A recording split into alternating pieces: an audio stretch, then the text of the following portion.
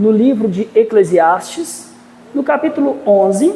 Nós vamos hoje meditar no trecho que se encontra do versículo 1 ao versículo 6.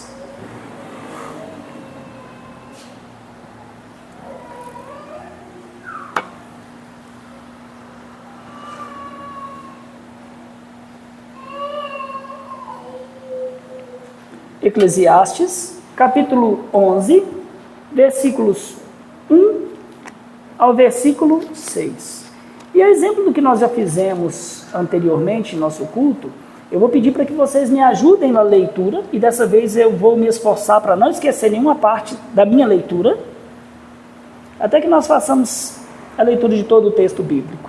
Eclesiastes, capítulo 11, dos versículos 1 ao 6. Eu começo, vocês leem o versículo seguinte, até nós lermos toda a palavra, toda esta porção da palavra. Lança o teu pão sobre as águas, porque depois de muitos dias o acharás. Rebate com 7 e ainda com 8, porque não sabes que mal sobrevirá à terra. Estando as nuvens cheias, derramam aguaceiros sobre a terra, caindo a árvore para o sul ou para o norte, no lugar em que cai, aí ficará.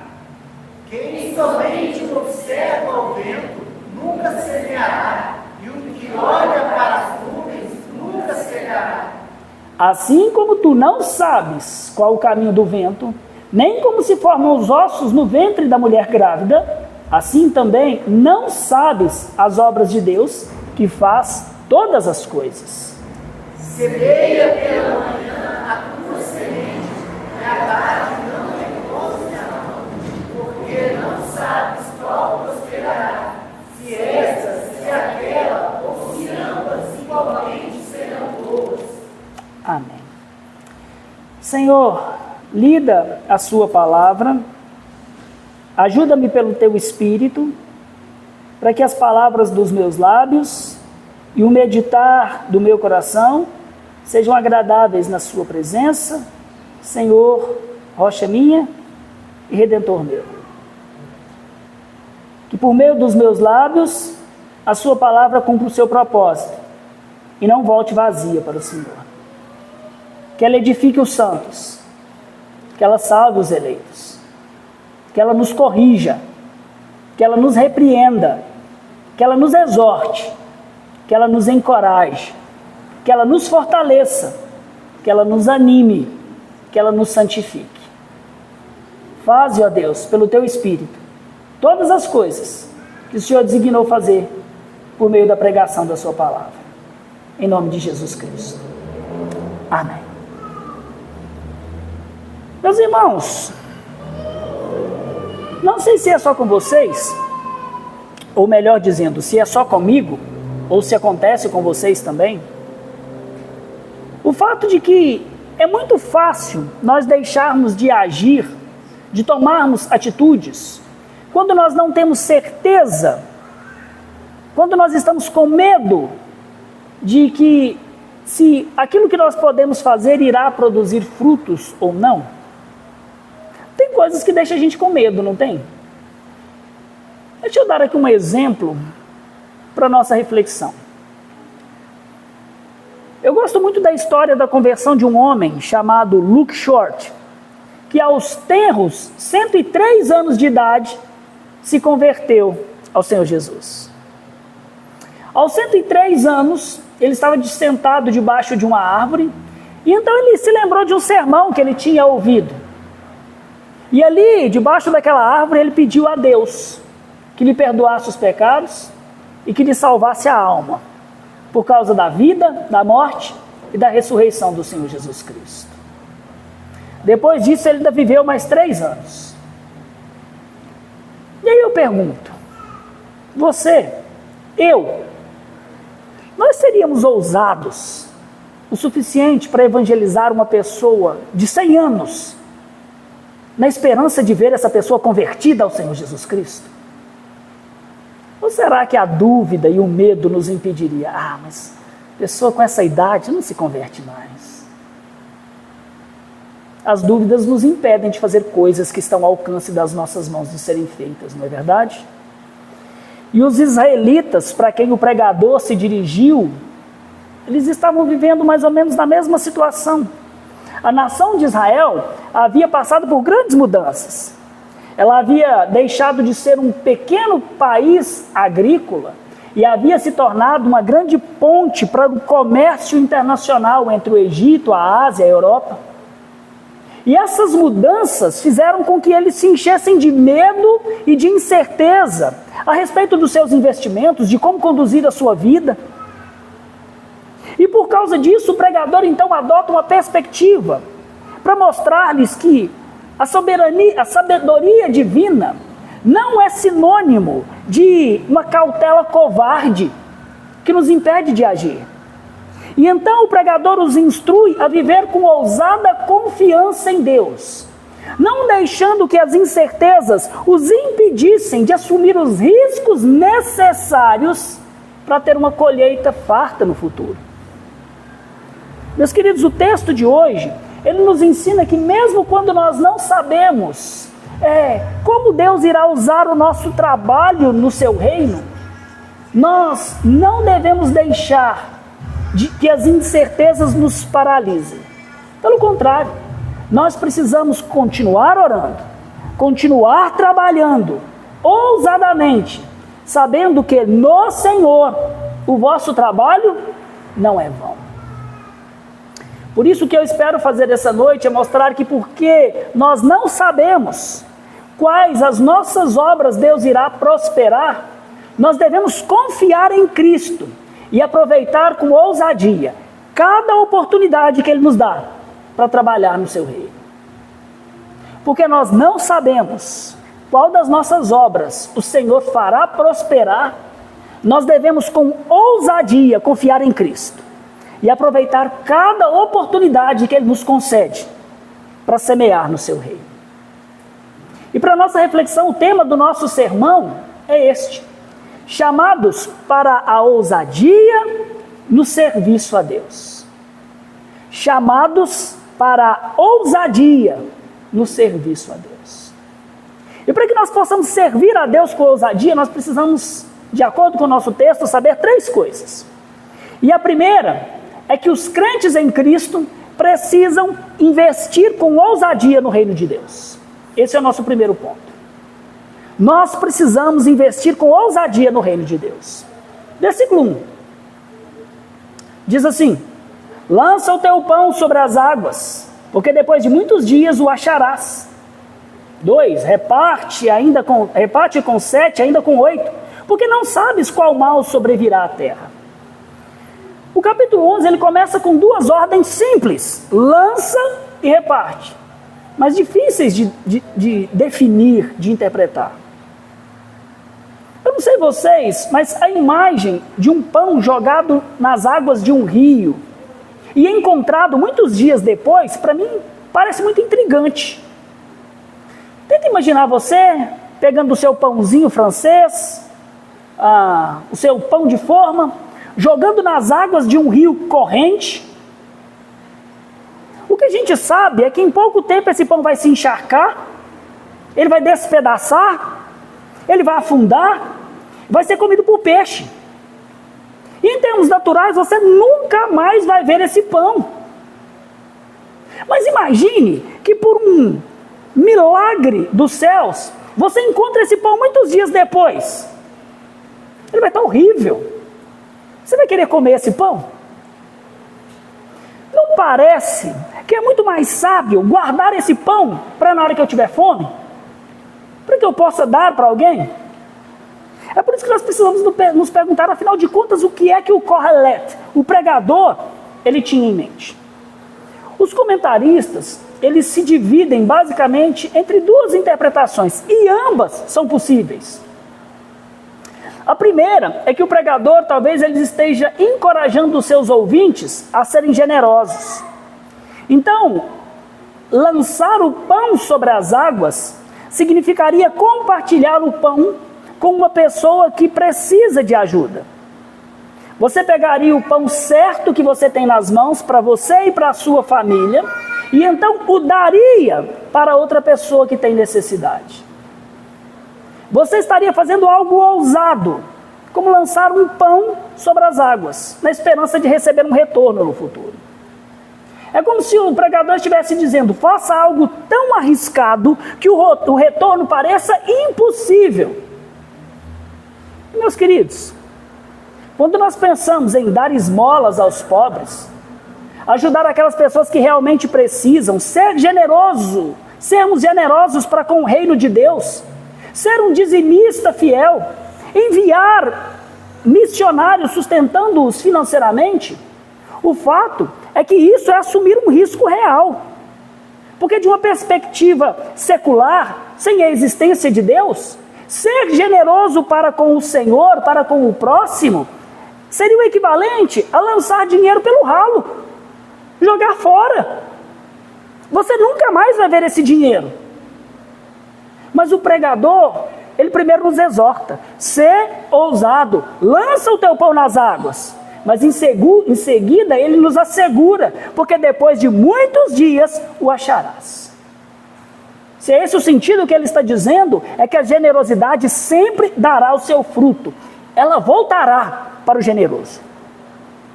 E esse pensamento parece ser corroborado pelo versículo 2, quando ele diz assim: reparte com 7 e ainda com 8, porque não sabes que mal sobrevirá à terra.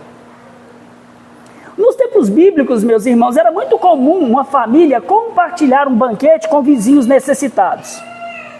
Em Neemias 8:10, por exemplo, quando Esdras leu a lei em Jerusalém e o povo celebrou, então Neemias lhes disse: ide, comei carnes gordas, tomai bebidas doces e enviai porções aos que não têm nada preparado para si, porque este dia é consagrado ao nosso Senhor. Repartir, então, significaria compartilhar as coisas boas da vida. Mas, honestamente, meus queridos, dada a pequenez da nossa fé na provisão de Deus, o nosso instinto natural não é de acumular ao invés de dar? Mas aqui a instrução do pregador é essa: não se apeguem às suas posses, reparta o seu pão.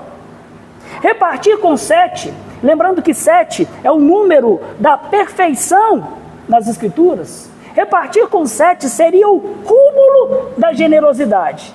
Então repartir com 8 é ir além. Significa uma generosidade absurda, ousada. Significa dar mais e mais. Fazer tudo o que está ao nosso alcance para poder ajudar os outros, sem usar o medo da necessidade futura como uma desculpa para a avareza.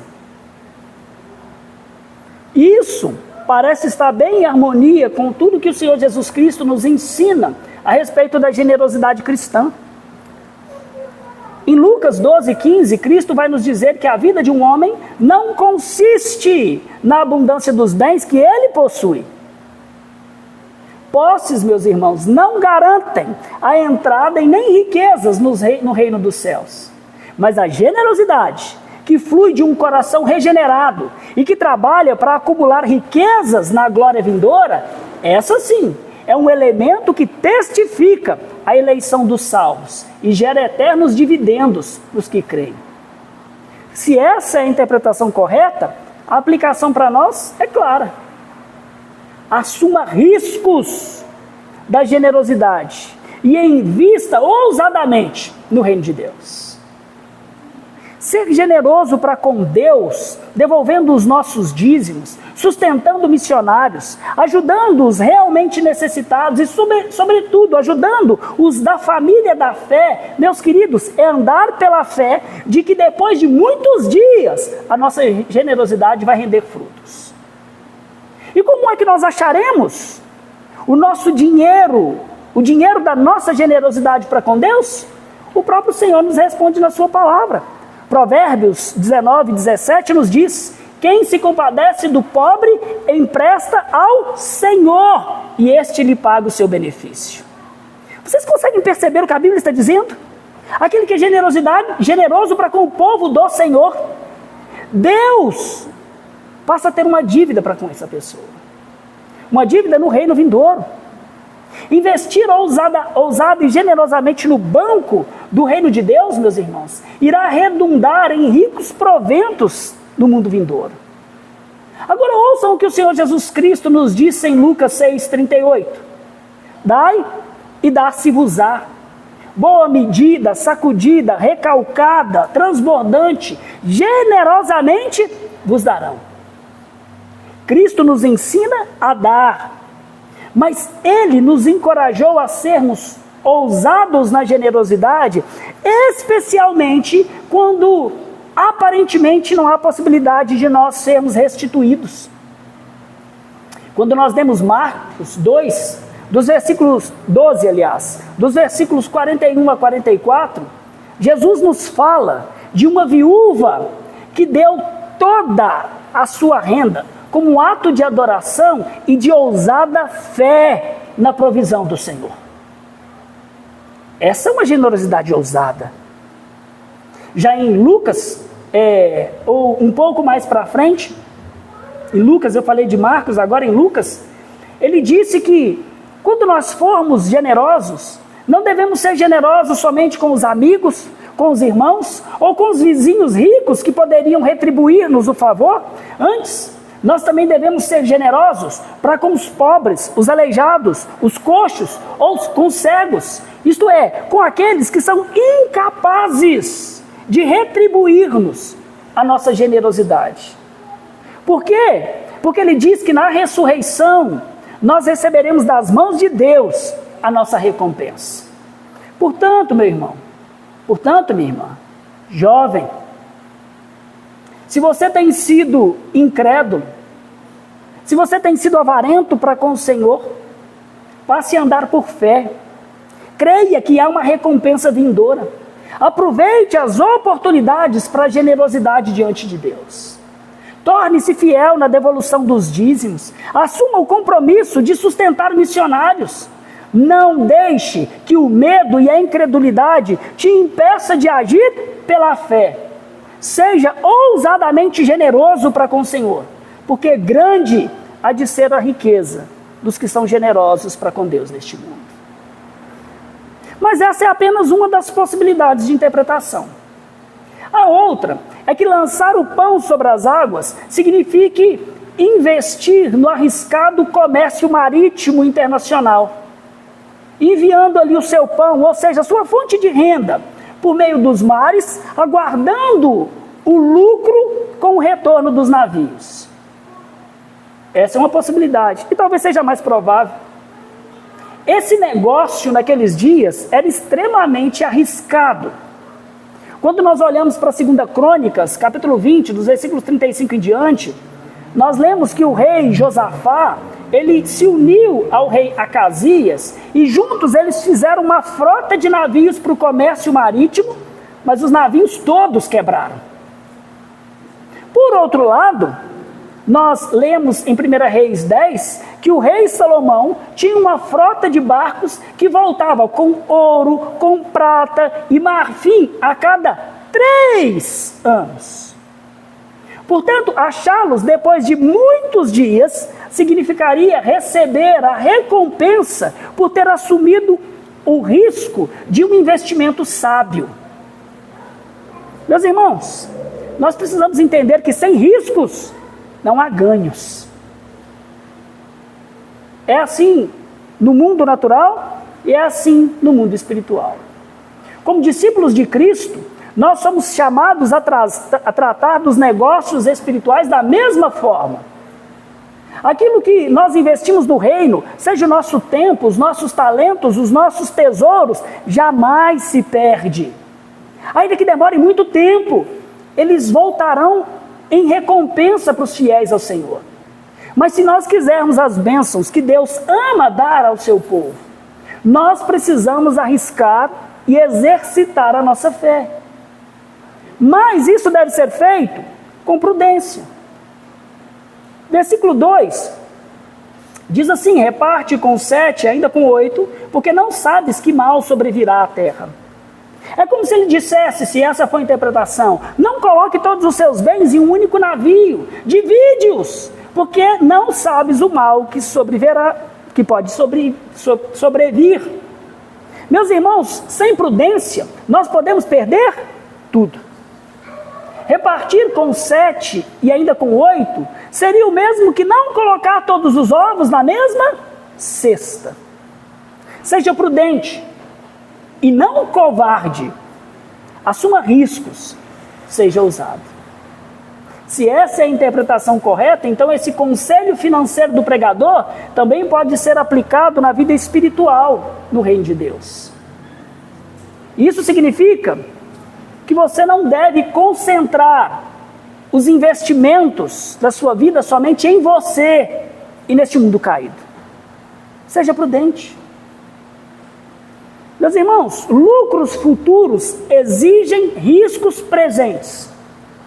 Ter uma casa própria envolve o risco de financiá-la. Viajar envolve o risco de acidentes.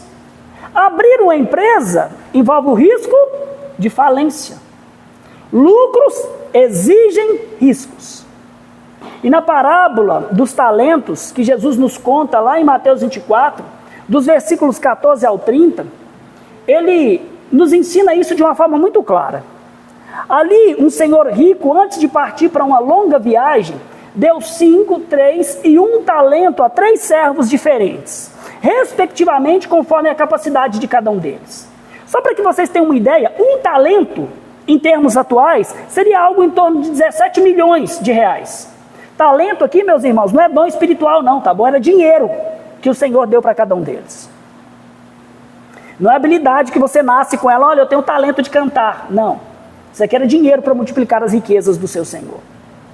Os 2 primeiros, eles investiram os seus talentos e acabaram dobrando aquilo que receberam. Mas o terceiro, com medo, ele decidiu não arriscar o dinheiro do seu Senhor. Então ele cava um buraco e enterra aqueles 33 quilos de ouro. Isso parecia muito prudente, né? Bom, vou perder o dinheiro do homem? Vou guardar ele. Mas quando o Senhor volta, ele recompensa os 2 primeiros servos por causa do trabalho ousado, mas ele repreende o terceiro. O Senhor chama aquele terceiro servo de servo mau, de inútil, e o pune severamente, o lançando no lugar onde há choro e ranger de dentes. O ensino do Senhor Jesus Cristo nessa parábola é que os seus discípulos, enquanto aguardam o seu retorno, devem trabalhar com diligência e com ousadia, investindo todos os recursos que Deus nos deu no seu reino para multiplicá-los. Não assumir riscos exigidos pela fé resultará em punição. É isso que Cristo está nos ensinando. Nós devemos então nos atrever a andar pela fé, meus irmãos. Por isso, ao invés de assumir riscos somente investindo nos seus próprios interesses, na sua vida, no seu futuro neste mundo, passe a pensar em investir nos termos de Cristo. Lembre-se que Ele nos chama para nós sermos investidores ousados no reino dEle. Nós devemos, meus irmãos, ousadamente compartilhar o Evangelho com 7, com 8, com 10, com muitos, porque nós não sabemos qual destes o Senhor salvará. Nós devemos enviar muitos missionários, porque nós não sabemos qual deles alcançarão os eleitos de Deus. Nós devemos trabalhar e ser generosos para plantar muitas igrejas, porque nós não sabemos qual delas prosperará. Mas uma coisa é certa, nós jamais devemos deixar de investir no reino por causa do medo ou da incerteza do futuro. Meus irmãos, sempre que nós decidirmos nos dedicar aos negócios do reino de Deus, nós estamos oferecendo ao Espírito Santo algo que Ele pode usar, e muitas vezes, muitos dias depois, nós poderemos achar o Espírito usando os nossos esforços para a salvação de alguns pecadores. Portanto, deixe de viver uma vida cômoda, egocêntrica, se atreva a levantar-se e a ofertar a sua vida, investindo-a com ousadia no reino de Deus. Nós somos chamados a trabalhar na seara do Senhor. Para isso, nós precisamos investir com ousada generosidade no reino do Senhor Jesus Cristo. Segundo, nós não devemos esperar pelo tempo perfeito para agir. Nós não devemos esperar um tempo perfeito para agirmos e obedecer ao Senhor.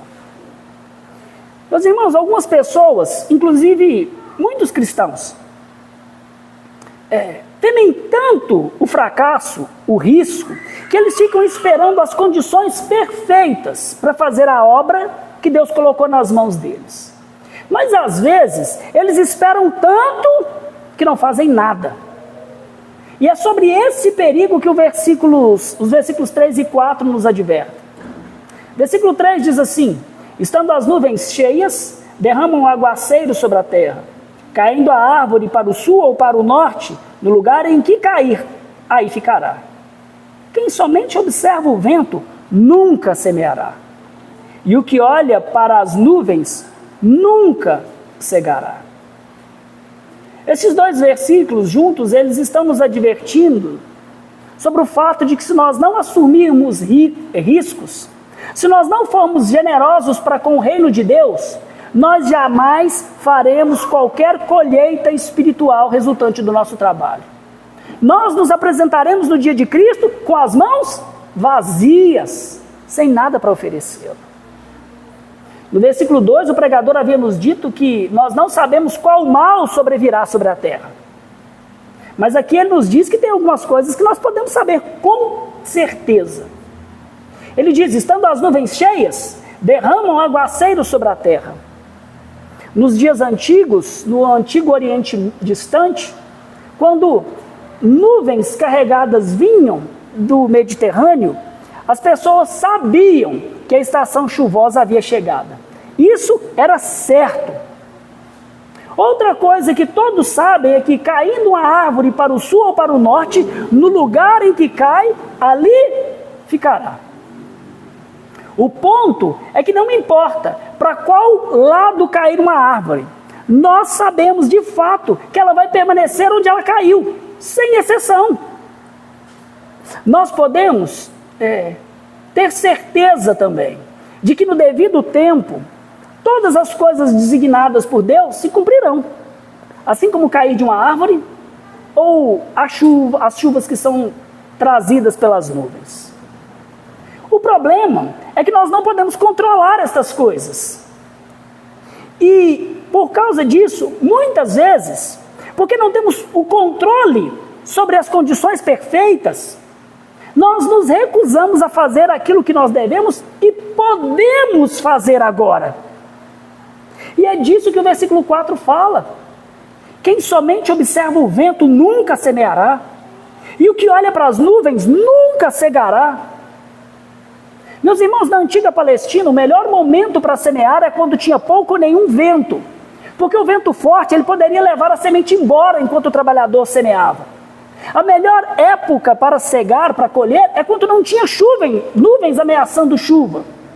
Então, o fazendeiro ele não tinha controle sobre essas coisas, mas ele estava com medo de que elas viessem. A única coisa que ele podia controlar é o que ele podia fazer naquele momento. E o que era? Semear a semente e colher o seu trigo. Mas porque ele não tinha as condições perfeitas, porque ele não podia controlar os ventos e a chuva, ao invés de agir com o que estava nas mãos dele da melhor forma que ele podia, ele continuava observando, esperando, sem nunca semear e sem nunca colher. E por que não? Porque ele estava esperando as condições perfeitas. Acontece que se esse homem esperasse demais, ele nunca semearia e ele nunca colheria. E ele terminaria com seus celeiros vazios, com fome e em miséria. Em algum momento, ele precisaria confiar na providência de Deus. Ele precisaria arriscar, semear e colher. E é claro, meus irmãos, que esse princípio de assumir riscos também se aplica à vida em todas as coisas. Comerciantes precisam assumir riscos. Jovens precisam assumir riscos para se casar. casados precisam assumir riscos e ter filhos. Presta atenção, plural. Filhos! Muitos filhos. Certo estudioso, ele estava certíssimo quando ele disse que, ainda que a prevenção oportuna seja importante, o indivíduo excessivamente cauteloso está destinado ao fracasso, porque condições ótimas podem jamais se materializar. E aqui é uma aplicação para nós. Meus irmãos, não permitam que a falta de condições perfeitas te impeçam de ousadamente obedecer a Deus com aquilo que você pode fazer agora, com o que você tem nas mãos agora. Como é que você reage quando você sabe o que Deus quer que você faça, mas as condições, as circunstâncias não estão como você gostaria que fosse? Não estão como você gostaria que estivessem? Algumas pessoas ficam paralisadas de medo. Eu vou citar aqui a Jennifer, muitos de vocês a conhecem.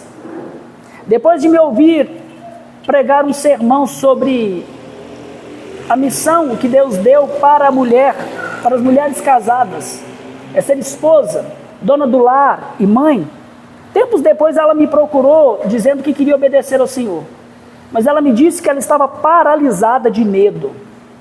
Ela temia que faltariam para ela coisas que ela desejava, que faltariam coisas dentro de casa se ela parasse de trabalhar para poder se dedicar exclusivamente a ser esposa, dona do lar e especialista na criação de filhos. Ou, se vocês preferirem, simplesmente mãe. No entanto, a Jennifer não permitiu que o medo a paralisasse. Ela confiou no Senhor, deixou o emprego, passou por um monte de tribulações, pasmem, teve mais uma filha nesse processo e perseverou em confiar em Deus, mesmo quando tudo parecia fora do controle dela. Se vocês podem, entre em contato com ela. Pergunta para ela se hoje ela se arrepende de ter feito o que fez, de ter confiado em Deus. Meus irmãos, jovens cristãos começam relacionamentos e nunca se casam. Por quê? Porque as condições não são favoráveis. Eu preciso ter mais coisas. Pessoas não assumem responsabilidades na igreja de Cristo porque têm medo de não serem capazes de realizá-las. Cristãos se recusam a ter mais filhos porque acham que o mundo não está no melhor momento para se ter filhos. Outros não oram, não meditam na palavra, não fazem o culto do lar, porque estão esperando por um outro emprego em que lhes oferecerá mais tempo para isso. Vocês percebem que sempre há uma desculpa plausível para adiar a obediência ao Senhor? Sempre há.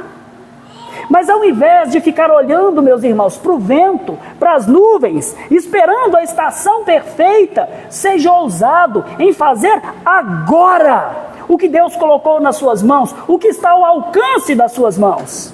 Envolva-se no serviço, evangelize os descrentes, seja generoso, se case, tenha filhos, crie você os filhos que Deus te deu, como Ele ordenou.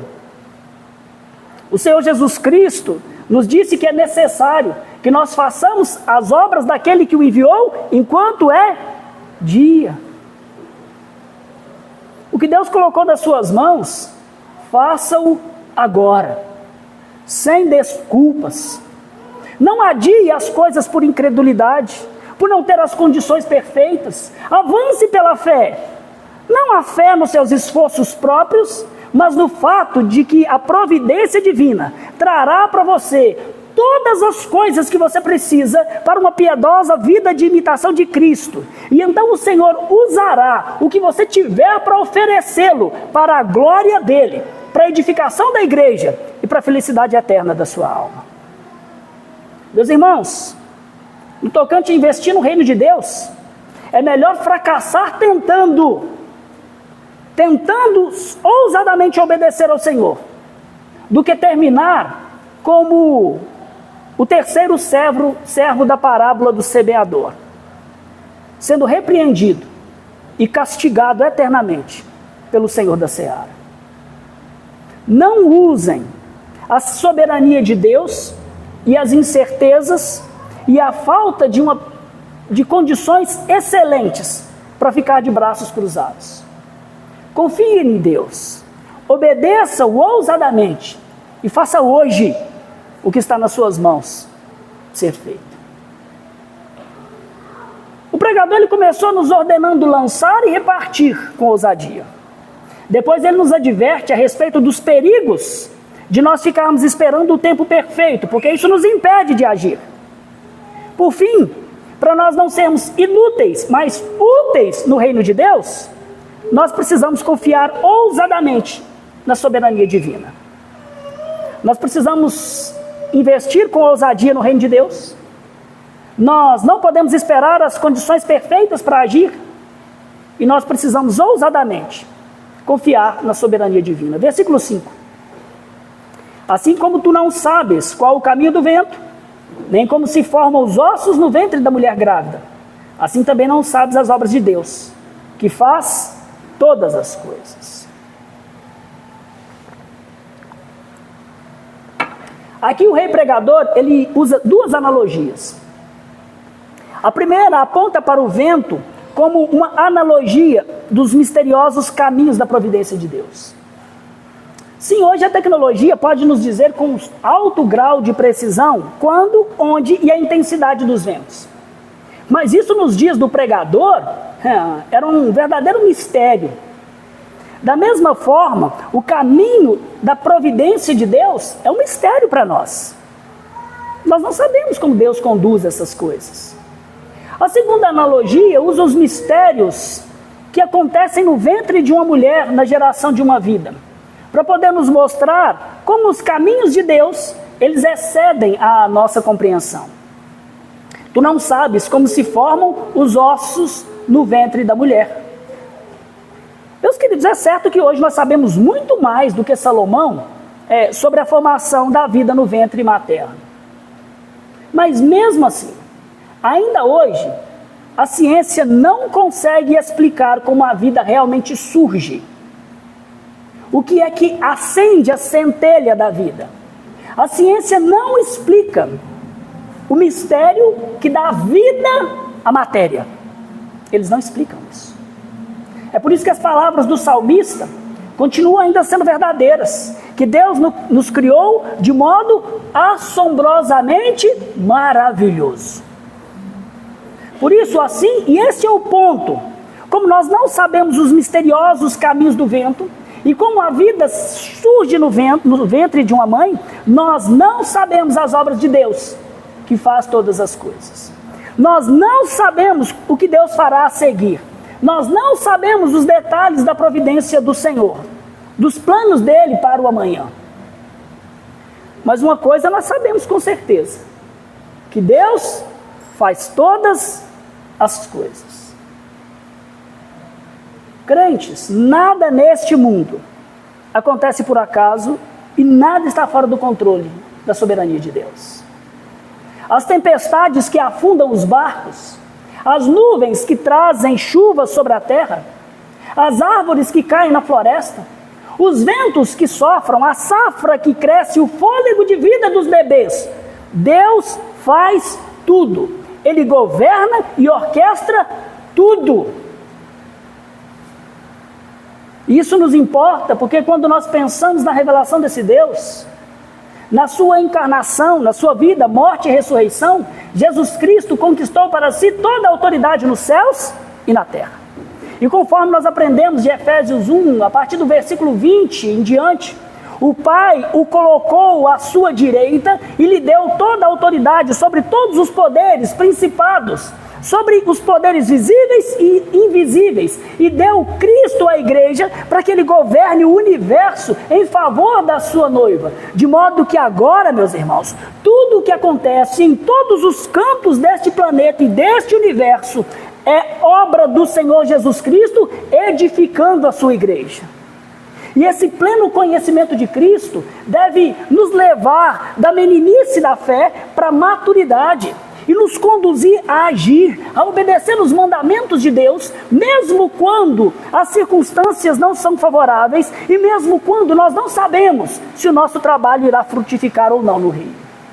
O conhecimento de que Cristo governa absolutamente nos leva a realizar com ousadia agora o nosso trabalho como maridos, como esposas, como pais, filhos, estudantes, trabalhadores no mundo e na igreja, como evangelistas, conselheiros e servos uns dos outros no corpo de Cristo. O fato de saber que Deus faz todas as coisas deve nos levar, meus irmãos, a com ousadia assumir todos os riscos necessários, não riscos tolos, mas os riscos necessários para nós realizarmos a vontade do Senhor, que nós temos conhecimento dela. Nós não precisamos esperar ter certeza absoluta do amanhã. Nós não precisamos termos as condições perfeitas para a obediência. Apesar das incertezas, nós podemos lançar o nosso pão sobre as águas da soberania de Deus, sabendo que depois de muitos dias, nós o acharemos de volta.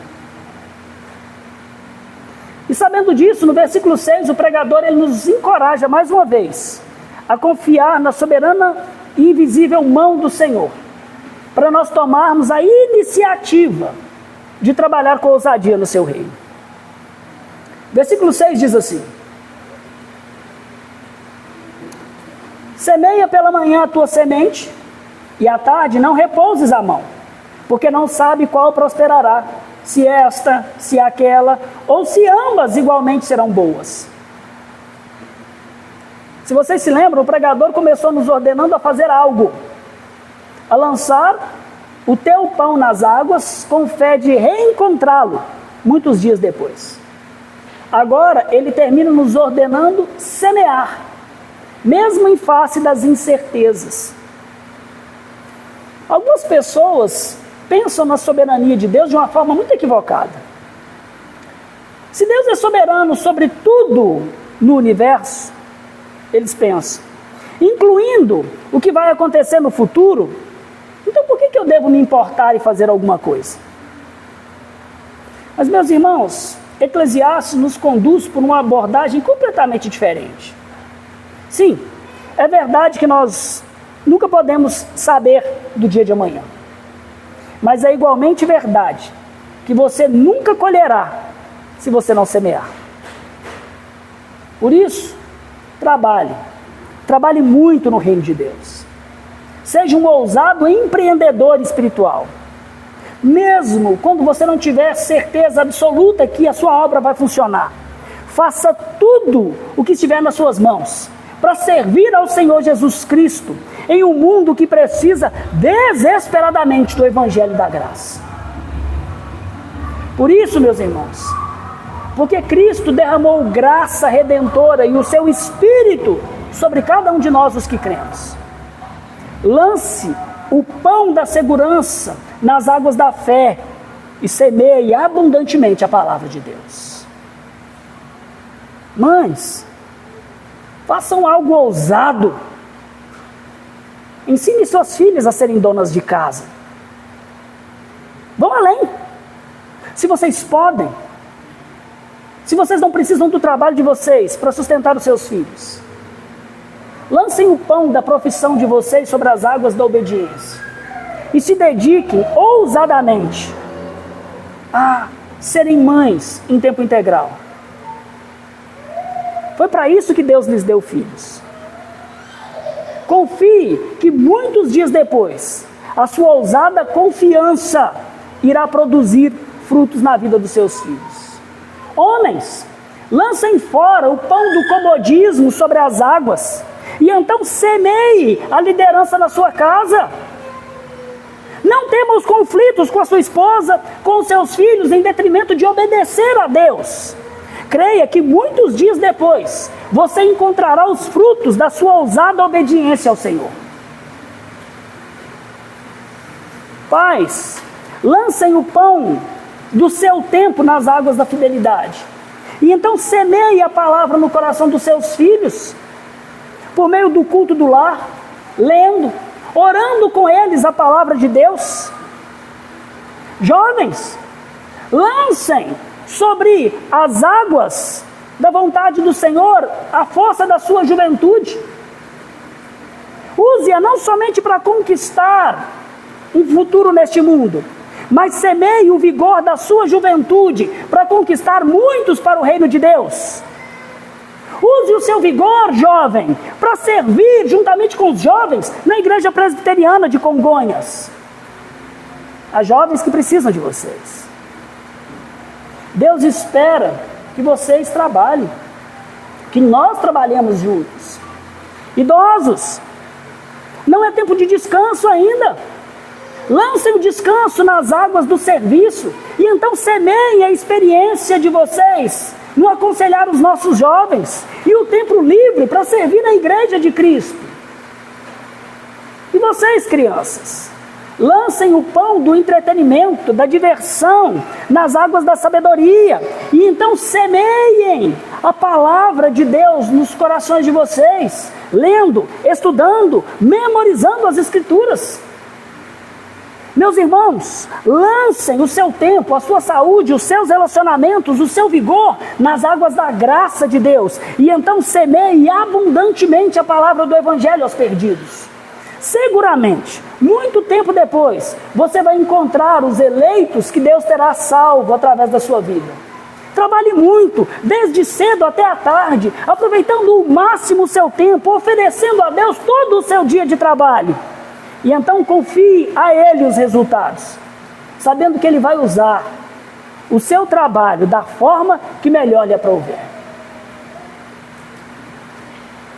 Lembram do Luke Short, o jovem salvo aos 103 anos de idade?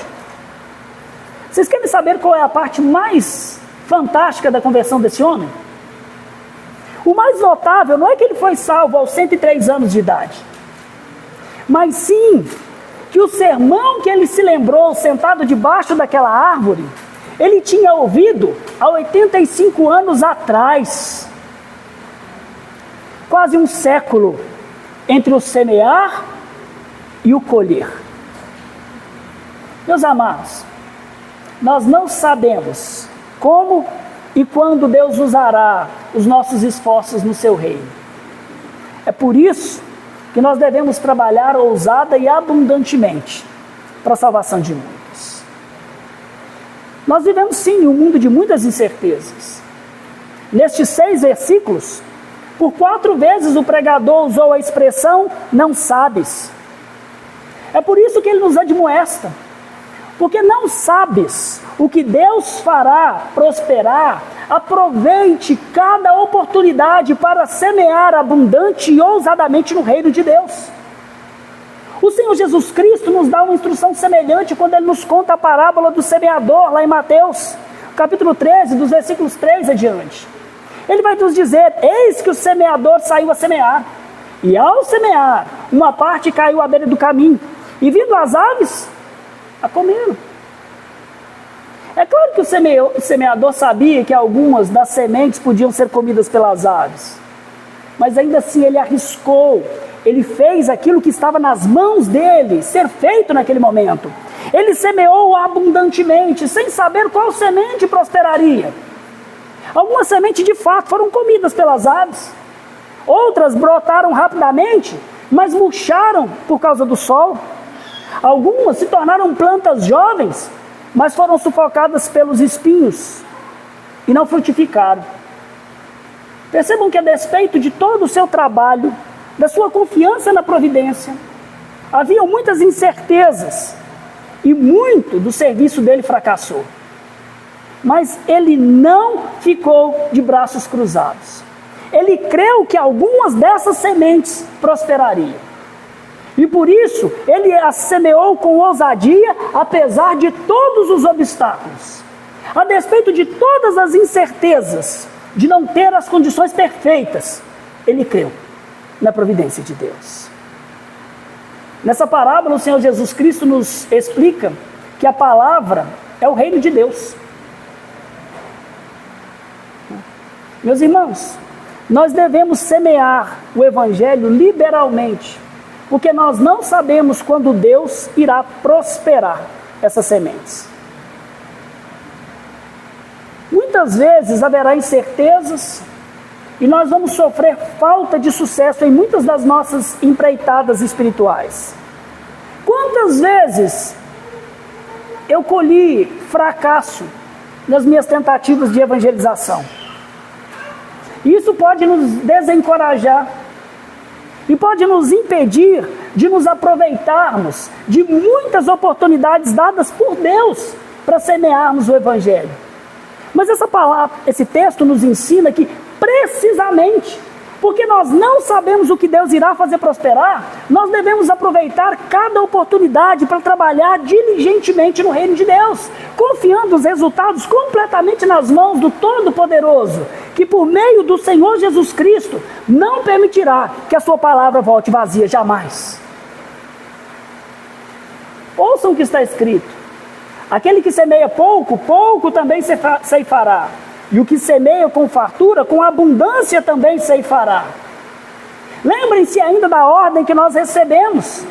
E não nos cansemos de fazer o bem, porque a seu tempo ceifaremos, se não desfalecermos. Por isso, meus irmãos, se unam a mim, para que neste ano e pelo resto da nossa vida, juntos nós possamos ousadamente servir a causa de Cristo, semeando abundantemente a palavra da sua salvação, nessa cidade e no mundo. Além disso, nós não podemos jamais nos esquecer que Jesus Cristo é o Senhor de toda ousadia. Ele é o Senhor do lançar e do semear. Ele foi extremamente ousado na sua obediência ao Pai, independente do risco envolvido. Mas Jesus Cristo ele não semeou apenas palavras, ele lançou a sua vida nas águas da confiança no Pai e semeou o seu sangue. Ele semeou a sua vida na cruz pelos nossos pecados, para poder reencontrá-la 3 dias depois, na ressurreição. O resultado deste lançar e deste semear da sua vida, meus irmãos, foi uma farta colheita de perdão e de vida eterna nas nossas vidas e na vida dos nossos irmãos espalhados pela face da terra. E Jesus, ele não reparte a sua graça apenas com 7 ou com 8, mas com todos os que ouvem, os que entendem, os que creem no Evangelho e que frutificam em perseverança e ousada obediência aos seus mandamentos. Por isso, se há no nosso meio alguém que ainda não se tornou salvo no Senhor Jesus Cristo, seja ousado em entregar a sua vida a Ele hoje, agora mesmo, e participe desta abundante colheita de perdão e de salvação que Ele oferece a todos os que creem. Não permita que o medo ou as dúvidas te paralise. Ande pela fé, creia, e nós seremos salvos. Ensine isso aos incrédulos ao seu redor. Portanto, porque nós não sabemos quais das nossas obras o Senhor prosperará, nós devemos confiar em Cristo e aproveitar ousadamente cada oportunidade de trabalho na seara do Pai. Amém. Que o Senhor nos abençoe.